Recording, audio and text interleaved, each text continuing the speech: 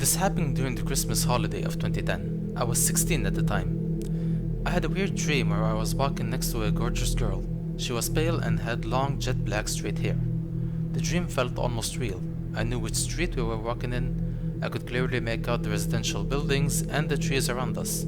I even remember which clothes the girl was wearing. The only thing that I couldn't remember was her face.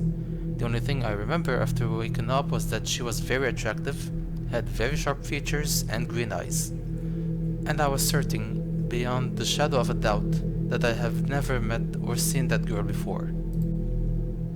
I couldn't stop thinking about her after waking up. She was living rent-free in my head, and it was starting to take over my other thoughts.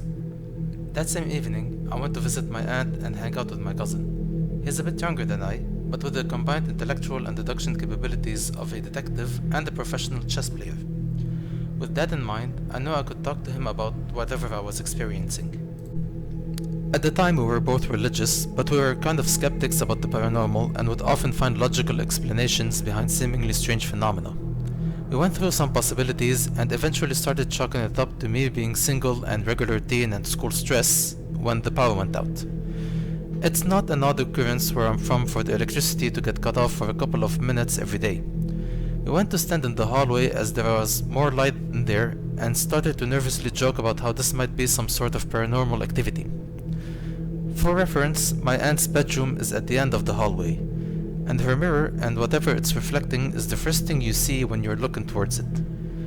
As we're talking, I see from the corner of my eye what looked to be the girl from my dreams. I suddenly had the urge to check on my cousin's 2-year-old brother, who might be sitting with his toys, alone in the dark in the other end of the house. As expected, he was alone, scared but otherwise unharmed.